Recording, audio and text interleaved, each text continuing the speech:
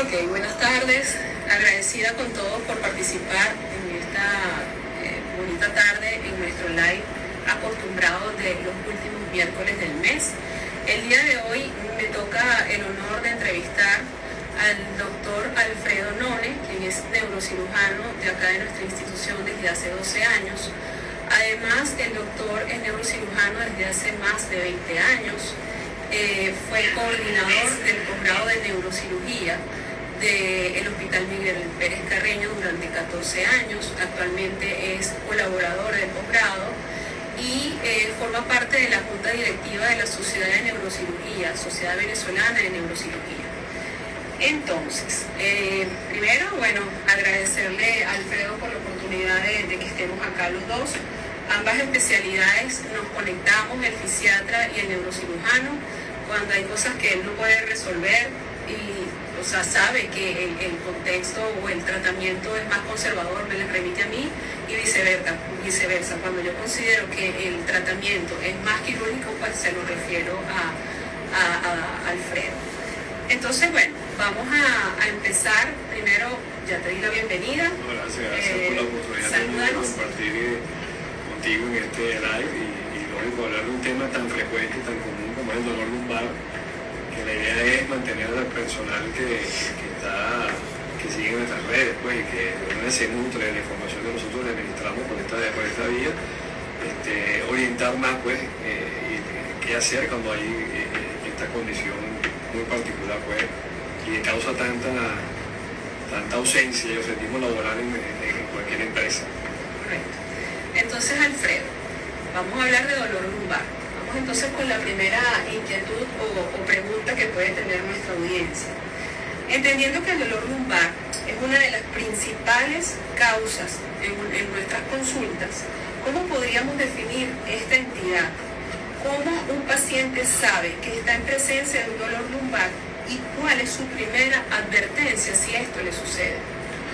Bueno, fíjate, aquí hablar de dolor lumbar en lo común de la persona, la gente la denomina asiática, la gente la denomina lumbago, y a veces queda la duda de si se trata o no de un problema realmente que tenga que ver con la esfera que nos compete, que es la columna lumbar como tal. El dolor que se describe como lumbar es un dolor que es en la parte baja de la espalda, que usualmente se relaciona con el movimiento, ¿okay? Y el paciente lo describe como que incrementa la molestia cuando se va a posicionar de la posición sentada a la posición de pie, que se altera con el movimiento, que puede por momentos limitar la marcha, y en los casos más típicos de lo que la gente llama la famosa ciatalia, cuando ese dolor lumbar tiende a tener un recorrido a través de una zona del miembro inferior, ya sea derecho o izquierdo. Básicamente eso es lo que la gente, y va precedido probablemente de una maniobra de esfuerzo, levantar un momento pesado, agacharse de forma inadecuada, ese tipo de haber pasado determinado tiempo sentado y pararse bruscamente, ese tipo de cosas se asocia mucho a lo que te cuentan los pacientes, que lo reflejan entonces como una lumbalgia mecánica o un lumbar. Pero más o menos eso, el dolor lumbar a la hora de definirlo se podría dividir en tres tipos de dolores. El dolor que realmente es lumbar, que es axial, que es el que tiene que ver netamente con la mecánica de la columna lumbar, con las vértebras como tal. Está el dolor que es el radicular, que es el que mencioné, que es el dolor que además de ser lumbar, se irradia por un trayecto que recorre la raíz que nace en la columna, que sería lo que hemos mencionado como dermatoma. Ese dolor es característico, corre por el glúteo, va por el muslo, puede llegar al región gemelar, inclusive al pie. Y el dolor que es referido, que allí vienen los diagnósticos diferenciales, que puede ser un dolor por una litiasis renal, puede ser un dolor relacionado con alguna otra causa, un quiste torcido de ovario, alguna otra cosa que genera y confunde el cuadro para que el paciente entienda o defina hacia dónde se va a dirigir, si dirige hacia un médico especialista en traumatología o neurocirugía o a un médico cirujano o un médico internista. O sea que más o menos son las tres cosas que los pacientes pueden tener o definir como dolor lumbar. Es correcto, Alfredo. Entonces es muy importante esto que acaba de decir, porque generalmente la cultura de muchos países es decir que tenemos un dolor de ciática. Tengo una ciática, y entonces lo primero que hacen es colocarse los famosos medicamentos analgésicos antiinflamatorios relajantes musculares y van a tratar algo que todavía no saben qué tratar. Y generalmente esto es autolimitado, o sea, el paciente puede durar un día, 2 días con el dolor y puede ser que desaparezca espontáneamente, pero puede ser que persista y hacerse cada vez más grave, y por eso es que el paciente viene. Entonces te agradezco mucho haberme dado la respuesta ya a lo que era mi segunda pregunta, era cuáles son las causas de dolor. Ya gracias por la respuesta. Entonces sabemos que muchas personas son las afectadas, pero no todas hacen terapia, no todas se operan tampoco. ¿Qué pasa con esos pacientes que tienen un dolor lumbar limitado? ¿Qué consejos podríamos darles para evitar la progresión del problema? Es decir, tuvieron un primer episodio, se dio, ¿qué hacen ahora? O sea, si fuese un familiar tuyo, mira, tuve un evento y me pasó esto, ¿qué consejo le darías? Bueno, lo más importante es, siempre vamos a retomar lo que llamamos nosotros médicos la anamnesis, que es interrogar al paciente cómo fue la característica del dolor. Si mejoró, probablemente cuando el paciente mejora el dolor, rara vez consulta en el momento, salvo que repitiera la crisis. Esos dolores que pueden ser agudos, cuando son dolores que se asocian a una alarma de síntomas. De hecho, en el mundo de la neurocirugía, en la ortopedia y en la neurología, existen las llamadas banderas rojas, pues, que son signos, son red flag, que te pueden decir al paciente, y en esa consulta o esa primera consulta al médico, si eso podemos dejarlo pasar como una crisis dolorosa sin relevancia, que podamos tratarlo médicamente e incluso referir al fisiatra, o en un paciente que por las características de dolor y asociado a un problema de esto que estamos refiriendo, como puede ser una alteración del esfínter vesical, un pie que no responda, que no se mueva bien el pie, un trastorno para la marcha, o que se asocia a un dolor que no responde a ningún tipo de tratamiento convencional, ese paciente debe someterse a estudios imaginológicos. Ese es el paciente que tiene que acudir al médico, no quedarse en la casa con uno de estos síntomas referidos. Tiene que acudir al médico porque probablemente sea candidato a que haya que solucionar el problema según los hallazgos imaginológicos, y no sea candidato a tomar una medida conservadora. Para el paciente que hace esa crisis dolorosa, que no se asocia en esos signos de bandera roja, sino que hace una crisis y se mejoró, y pasa en un mes, vuelve a hacer la crisis y mejora, se automedica usando lo que tú dijiste, un analgésico antiinflamatorio, un relajante.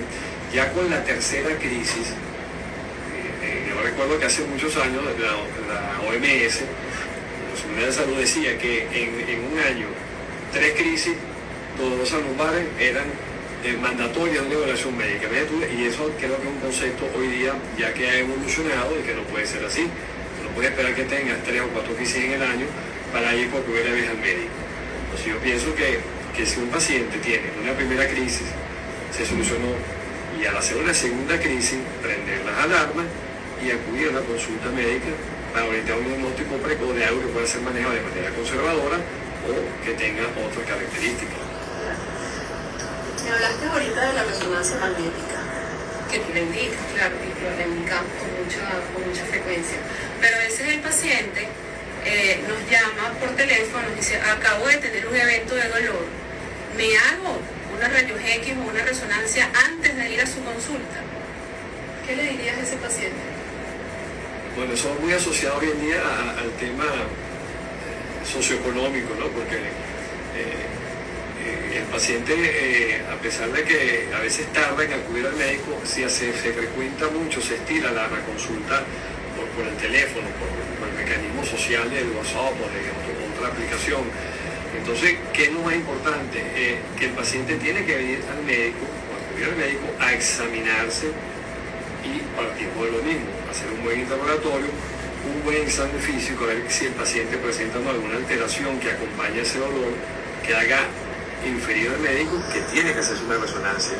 No todo lo lumbar es mandatorio de una resonancia. Entonces, el adelantar ese paso a veces es gastar estudios sin tener indicación médica, y lo más lógico es que los estudios, incluso los medicamentos, sean indicados por el médico tratante. O sea, que no, yo le aconsejaría a la persona que se ve tentada, porque entiendo que hasta te puedes ahorrar el costo de una consulta llamando por teléfono y adelantando un estudio, que primero vaya al médico, que lo evalúen, a ver cuáles son en el orden requerido los exámenes que hay que hacerse, y no ir directamente a una resonancia de columna. Es correcto. Ahí debo acotar que, como decía Alfredo, normalmente lo más frecuente es que el paciente, el origen del dolor del paciente sea muscular. Hice algún movimiento y me generó una contractura muscular, ¿okay? Lo más seguro es que vaya a ser un AINES y un relajante muscular, por eso es que es como que el caballito de batalla, ¿ok? Entonces, importante lo que decías de la resonancia magnética, porque pasa mucho, una rayos X, una resonancia, y el paciente, por ahorrarse un nuevo control para llevar los estudios, entonces quiere hacerse todo adelantado, y a veces no hace ni falta, porque solamente tú con la evaluación clínica puedes hacer una indicación terapéutica y limitaste el dolor. Ahora te pregunto algo importante. A ese paciente que viene por primera vez, te aseguro que hubo algo que le ocasionó el dolor, que fue el mal movimiento. Y quizás el paciente tiene ciertas condiciones que lo ponen en riesgo de tener este tipo de eventos de dolor lumbar. ¿Cuáles serían esos factores de riesgo que el paciente tiene que pueden ser modificables por él para evitar la progresión de este tipo de trastornos?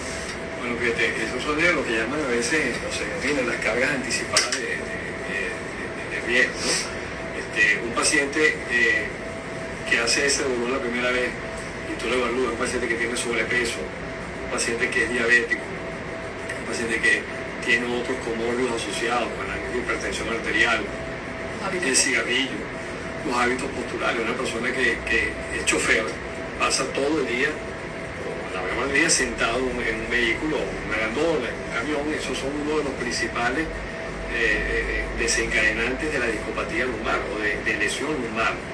Entonces, evidentemente un paciente que trabaja en un frigorífico cargando a alto peso, o que se dedican a hacer gimnasia y exceden el peso que ejerce una carga axial en la columna. Todos esos factores se pueden redireccionar. Que es atleta tiene que disminuir el peso para entrenar, el que conduce tiene que buscar la manera de alternar periodo de descanso entre posición y posesión, sobre todo si está manejando, tiene que buscar la manera de bajarse a caminar de cada cierto trayecto, el que tiene sobrepeso tiene que adelgazar, el diabético tiene que cuidarse. Entonces una cantidad de cosas que tú puedes, evidentemente, que son factores que colaboran con que la patología vaya más allá de un dolor mecánico que se inicia con un mal movimiento. Entonces yo pienso que eso, la primera consulta siempre es súper importante, y eso que tú dijiste es cierto. Un paciente que tiene un dolor y acude al médico, probablemente con la primera escala en el manejo del dolor lumbar va a ser el acetaminofén o el antiinflamatorio no esteroideo, y con eso se soluciona. Y un paciente que puede, si acaso, llegar a un estudio de rayos X, si acaso. Y en el segundo paso, bueno, a lo mejor uno pudiese, si el paciente persiste con ciertas molestias, referirlo a fisioterapia y rehabilitación, pero no ir directamente a una resonancia y a plantear otras alternativas cuando el cuadro clínico no lo amerita ni el examen físico es pertinente. En los pacientes con factores de riesgo, como esos que mencionamos, uno pudiese ser más flexible en la toma de decisiones con exámenes complementarios. Es correcto. También agrego que el sedentarismo, los deportes de impacto, por ejemplo, los que hacen motocross y están constantemente, las personas, los que manejan taladro, son pacientes que son muy propensos. Ok, Alfredo. Continuamos. Con respecto a el paciente cumplió el tratamiento conservador, ¿ok? El tratamiento con farmacología, con fisioterapia, pero resulta que no mejoró. ¿Qué otras alternativas terapéuticas tenemos que brindarle a ese paciente antes de la cirugía? Bueno, en estos casos, habiendo cumplido todo eso que tú mencionas, dependiendo de los hallazgos de la resonancia, sí se pueden plantear alternativas que no van directamente al paso del abordaje quirúrgico. Entre ellas, de las más sencillas y simples, que serían las infiltraciones locales con esteroides de depósito, lo mismo que se utilizan a veces para las infiltraciones intraarticulares que utilizan en hombros y en rodillas, se puede usar para problemas de tipo facetario, dependiendo de lo calme que uno haya visto en la resonancia. A veces el dolor inicial, cuando ya se tiene un diagnóstico por resonancia de que hay un disco que no tiene una gran protrusión, pero que sí se ve enfermo, es lo que llamamos nosotros un disco negro, esos discos dan dolor. El disco tiene unas características propias, que hay un centro que es muy gelatinoso, que es el núcleo, y va rodeado de unas fibras, quizás en la periferia son más fuertes, pero es lo que une ese núcleo con esas fibras, llamadas fibras radiadas, tienden a veces a romperse con ciertos movimientos y ciertas cargas axiales al alzar un peso. No lleguen a ser, evidentemente, una hernia discal como tal, pero da dolor mecánico. Ese dolor es allí abajo en la espalda y no se irradia. Y ese dolor que viene pasando por acetaminofén, AINES y fisioterapia que no termina de mejorar, pudiese plantearse en ese caso una infiltración directa del disco, que eso es lo que llaman la nucleoplastia o discólisis, que se hacen dirigidos, son técnicas mínimamente invasivas, se puede hacer, no necesariamente se hace en quirófano, en una unidad de hemodinamia, donde tengas un equipo de fluoroscopia que te permita guiarte con la aguja donde vas a entrar. Eso tiene un trayecto y unas coordenadas específicas para evitar ciertas estructuras anatómicas maculares. Y una vez que llegas al disco, puedes colocar ozono, puedes colocar, inclusive utilizar en una época con glicerol, y puedes llegar a utilizar también radiofrecuencia, que es lo que llaman la nucleoplastia por radiofrecuencia. Entonces eso hace que el disco se recoja un poco, desinflame y mejora el dolor.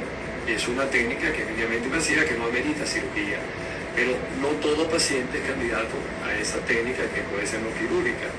Existen técnicas un poco, digamos, intermedias entre la invasión y la cirugía, que son con técnicas endoscópicas, que también pueden ser utilizadas en caso de que uno quiere evitar la resección total del disco, e incluso puede llegar hoy en día a hacer esta instrumentación. Entonces yo pienso que la gradación de decir si un paciente antes de ir a una cirugía pasa por esas técnicas que son mínimamente invasivas y que no ameritan estar en un quirófano, va a depender evidentemente, uno, de si el paciente no tiene ningún signo radicular o de déficit motor, que lo llamamos como una lesión donde hay una bandera roja.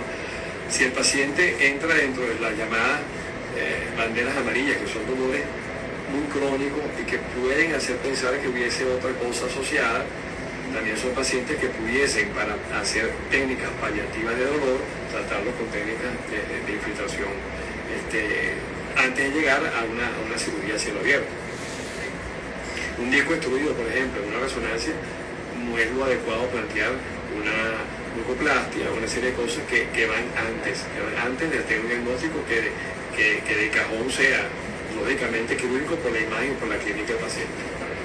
Entonces, bueno, importante en este punto de la conversación acotar que todo paciente debe ser individualizado, o sea, cada caso debe ser personalizado, no todos los pacientes son iguales en cuanto a muchas cosas, en cuanto a lo que es la individualidad del paciente, en cuanto al entorno, en cuanto a su trabajo. Muchas cosas deben ser evaluadas cuando tratamos un dolor lumbar.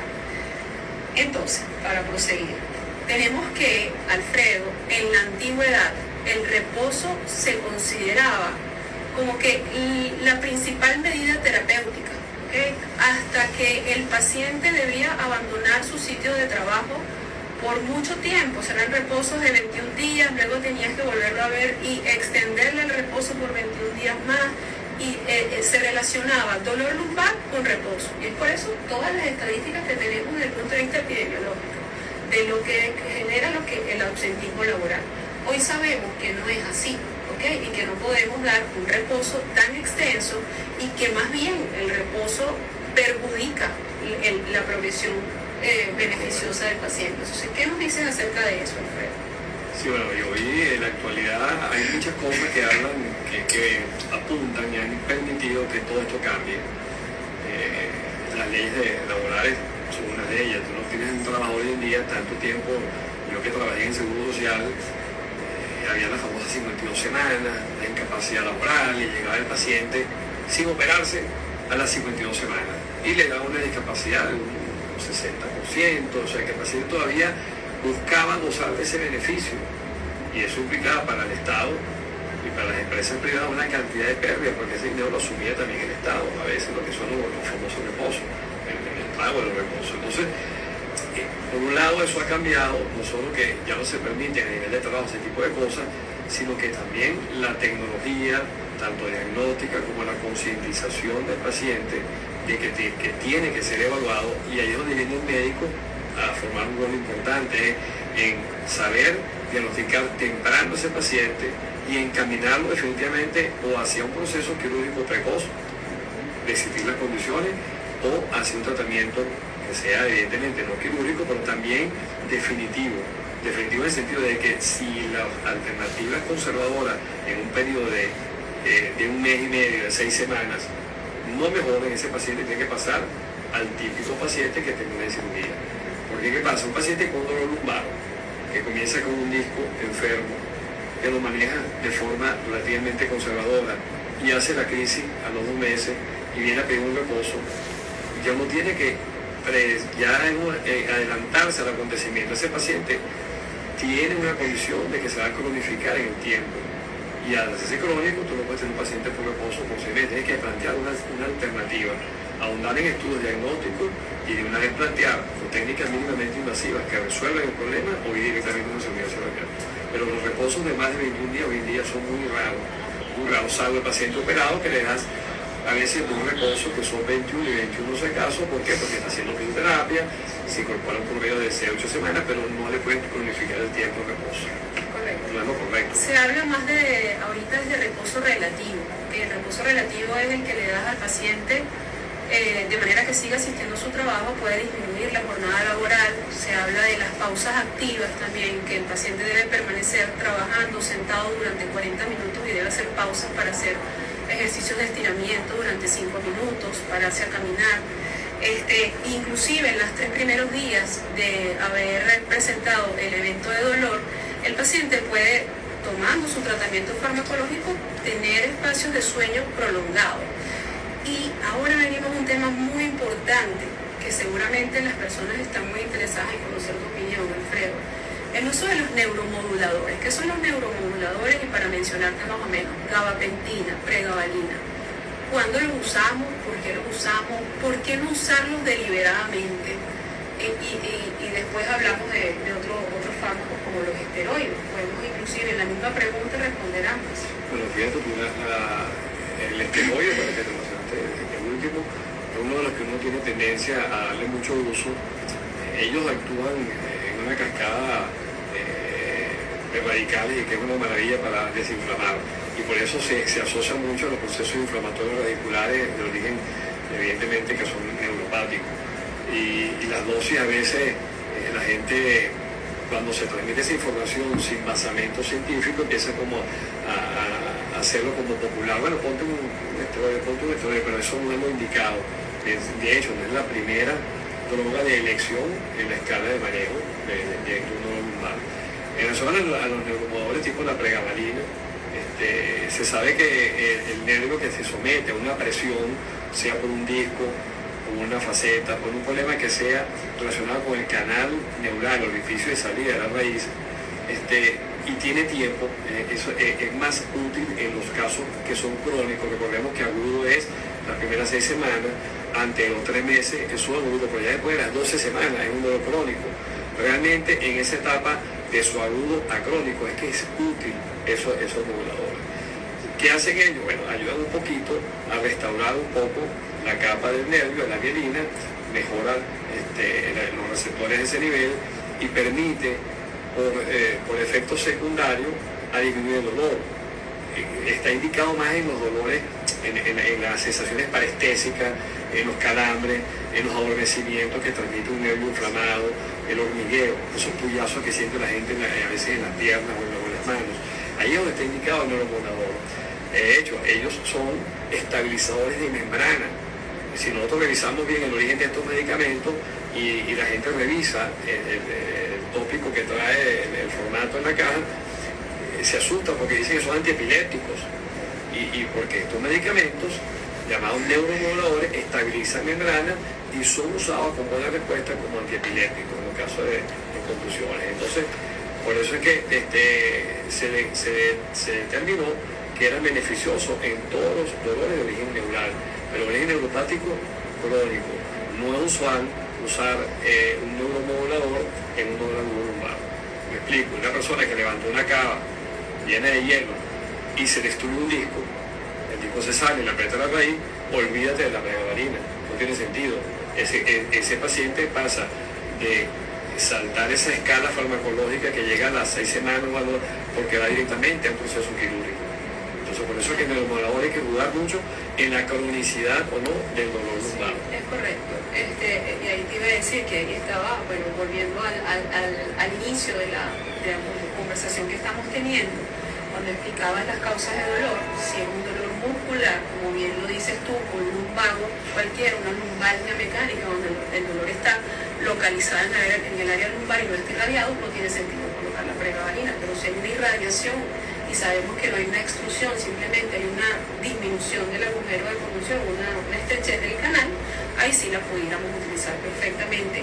Y nos va muy bien con el periodo de sueño del paciente. Un paciente que duerme tiene un umbral del dolor mucho mayor, ¿ok? Y eso es súper importante. Alfredo, ahora vamos más a tu terreno. Vamos a hablar acerca de qué es la cirugía mínimamente invasiva y en qué caso se aplica. Bueno, fíjate, es un procedimiento que se viene usando hace unos cuantos años, quizás se ha popularizado más recientemente por el entrenamiento y la curva de aprendizaje que va teniendo el especialista, que implica incisiones muy pequeñas en la espalda, ojo, vía anterior o vía posterior, cirugías también abdominales que tienen que ver con el eje de la columna vertebral. Esas incisiones pequeñas permiten, con fuentes de luz ampliadas y mecanismos de separaciones endoscópicas que son excelentes, resolver temas que son específicos.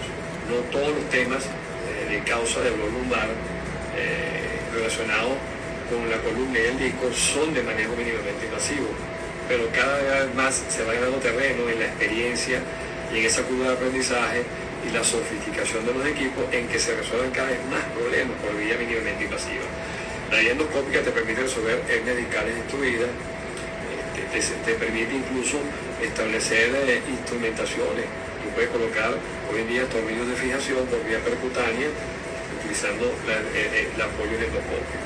Entonces, la cirugía mínimamente invasiva está indicada específicamente para aquellos pacientes que tienen temas que no son multifactoriales. Un canal estrecho lumbar muy severo, con procesos de listesis, de rodamiento de vértebras o fracturas importantes, escapan de ese grupo de pacientes que son candidatos a la cirugía invasiva. ¿Cuáles son los beneficios? Te acorta el tiempo quirúrgico, si la curva de aprendizaje es adecuada, te minimiza el tiempo de hospitalización del paciente, porque es un paciente que tiene vamos a llamarlo maltrato entre comillas. El maltrato quirúrgico del abordaje tradicional es mucho menor. Es una herida que es pequeña, es una herida grande, no lesiones el músculo, el paciente tiene menos dolor postoperatorio, una recuperación más rápida, menos estadía hospitalaria o en la clínica, y su recuperación es más rápida y se reintegra eventualmente, se va a reintegrar mucho más rápido a sus actividades habituales, a diferencia de una cirugía que es la tradicional a cielo abierto. O sea que definitivamente vino a ocupar un espacio súper importante en el tema de lo que llama uno el daño colateral quirúrgico de las cirugías tradicionales a cielo abierto. Y minimiza muchísimo los gastos también. Pacientes que van a gastar menos en hospitalización, son menos gastos para la clínica o institución pública. O sea que hasta visto desde ese punto de vista, un ahorro que es hasta, como llamamos, educación financiera, forma parte de todo esto de medida invasiva. Alfredo, una pregunta muy importante. Sabemos que hay muchos pacientes que tienen criterio quirúrgico porque me ha tocado ese tipo de pacientes. Y a veces están negados por un paradigma cultural. Escuché que si me operé la columna quedé mal, quedé sin poder caminar, me dejaron inválida, cualquier cosa. Pero sabemos que en un criterio, cuando hay criterio y el paciente no se quiere operar, sea joven, sea adulto mayor, ¿cómo o qué estrategias, qué argumentos les darías para poder obtener esa concientización sobre el procedimiento que tiene que ser realizado en ese caso. Bueno, fíjate, es importante eso que mencionaste, de que el paciente que comienza con un cuadro clínico doloso relacionado con una enfermedad discal, que sea pequeña, si ese paciente no cambia su condición de riesgo adelantado, que llámese sobrepeso, llámese deporte que practica, profesión que practica, no hace una higiene postural adecuada y no cumple con los parámetros que él tiene que cambiar y aprender en su fisioterapia, hay que explicarle a ese paciente que ese disco, por ley, pero es que eso es así, fisiológicamente no pela, va a ocasionar que su columna tenga cambios a corto plazo en una zona llamada las facetas. Si nosotros tuviéramos la oportunidad de conocer a la columna como tal, que no es obligación de... bueno, tenemos aquí un modelo acá, que no sé si lo puedes evaluar acá. Fíjate una cosa, en las vértebras, cada vértebra se separa una de otra con un disco. Esto es el disco, el famoso cojín, que sirve de amortiguador y biomecánicamente lo que permite que nosotros podamos realizar actividades como flexionar, brincar, caminar, bailar, todas las cosas que nos permiten cambiar de posición siendo biomecánicamente apta a las cargas que se administren. Esto va condicionado también al peso de la persona, a una cantidad de cosas que hemos mencionado. Cuando ese disco que ustedes ven acá se enferma, él empieza no directamente herniándose, hablamos con el paciente que tú mencionas, es el paciente que no hizo una hernia aguda y que es el paciente que va a condicionar una potencial cronicidad de su patología, según el temor a resolverla, ya sea por un procedimiento mínimamente invasivo o un procedimiento abierto, si tuviese los criterios. ¿Qué ocurre? Ese paciente que no soluciona el problema discal va a llevar con los años a que esta estructura que está acá, si ustedes ven, estas son las famosas facetas. Cada vértebra se une con otra, con esta faceta, es como si fuese un Lego. Si lo ven acá, si abrimos acá, ven cómo se mueve. Esto es lo que es la faceta. Esa faceta que está haciendo ese juego de engranaje entre vértebra y vértebra, que hay una de cada lado, es lo que condiciona el orificio de salida de la raíz que va para la pierna. Cuando ese disco se daña, con los meses, esta faceta empieza a crecer para compensar el déficit de amortiguación y de estabilidad que tiene estas dos vértebras. Cuando ella crece su tamaño para mejorar la estabilidad, paradójicamente cierra el orificio de la salida de la raíz y es lo que a la final condiciona un síndrome de recesos laterales o en las personas de cierta edad, después de los 60 años, puede asociar eso a un canal estrecho lumbar y es el paciente que termina indefectiblemente en quirófano con una estenosis de canal. Si uno le dice al paciente, le explica que entienda bien que el problema básicamente es de biomecánica y que si no se corrigen ciertos hábitos y ciertos factores de riesgo, va a terminar en cirugía igualmente, no hay manera que ese paciente regrese de nuevo a la consulta. La única manera es concientizarlo del problema. Bueno, yo pienso que ya para terminar una pregunta final, pero me parece muy importante porque ahorita hay muchos adultos, personas jóvenes que están teniendo problemas de columna lumbar, cervical también, de columna en general, con estrechez de canal, con unos discos muy enfermos, hábitos que son importantes rescatar, sobre todo entreno muy pesado y tiene el disco, ya tiene criterio quirúrgico. Estos pacientes, después de ser operados, tienen posibilidad de volver a hacer sus rutinas que antes hacían. O sea, tú les puedes brindar como que esta posibilidad o dependiendo del caso. Bueno, fíjate tú, habría que individualizar, pero te puedo decir que hay pacientes, yo los he tenido, que practican softball, practican tenis. De hecho, tengo un profesor de tenis que es de la Federación de Santa Rosa, que es impresionante, porque una persona que tiene 12 tornillos en su columna y está jugando tenis. Tengo un paciente que es un senderista, y como muchos de nosotros los colegas ortopedistas y neurocirujanos, tenemos una buena evolución siempre y cuando la indicación sea la adecuada. Yo siempre he pensado que cuando hablamos de individualizar es que debe existir una correlación clínica entre el examen físico del paciente, el cuento que él nos echa de dolor y lo que veo en la imagen. Si todo engrana y se correlaciona, ese paciente va a salir bien y tiene muchas posibilidades de reintegrarse a las actividades habituales. Pero si yo escojo un paciente con macroterio, y no se correlaciona lo que él me cuenta, la imagen no está muy clara y definitivamente comete un error de selección quirúrgica, ese paciente probablemente no va a reintegrarse en sus actividades habituales. Entonces lo más importante es escoger al paciente con los criterios adecuados y evidentemente escoger la técnica adecuada de cirugía, ya sea mínimamente invasiva o a cielo abierto. Eso es súper importante. Y pienso que el chance de reintegrarse, ¿cuál es la ventaja de un atleta? El que te pregunta si quiere entrenar o va a entrenar es porque ya lo hacía. El que te sube cerro, ya subía cerro cuando tiene la hernia y lo vas a operar. El que nadaba, el que juega béisbol o softball ya lo jugaba. El paciente que está acostumbrado desde cierta edad a practicar deporte tiene mucho mejor pronóstico después de la cirugía que aquel que no lo hace. Definitivamente mejora, es una condición diferente porque su pared de apoyo, de soporte muscular es otro nivel. Y ese paciente tiene un alto chance de reintegrarse a sus actividades deportivas. Excelente. Bueno, ya entonces, para dar cierre, quiero dejar un mensaje muy importante y es como tú bien lo decías, no sé si lo entendí así. El cinturón o la faja que nosotros tenemos propia, ¿ok? Que es la parte muscular, hay que tenerla siempre fortalecida. Pero ahí vamos a un tema de que es una cuestión de cultura y educación. No nos acostumbraron y no nos enseñaron hábitos posturales saludables, si no tuviésemos tantas personas con las espaldas enfermas, ¿ok? Entonces pienso que por ahí va, sea la especialidad que sea, tenemos que comenzar educando al paciente. Porque yo puedo tener mi sala de rehabilitación llena y Alfredo puede tener el quirófano lleno de pacientes, pero lo más importante es tener un paciente educado y sano. Te quiero agradecer, Alfredo, muchísimas gracias por habernos dado tu tiempo. Y gracias a ti por la compañía, la excelente orientación y ese mensaje final es súper clave. Tener presente siempre eso, de que el dolor lumbar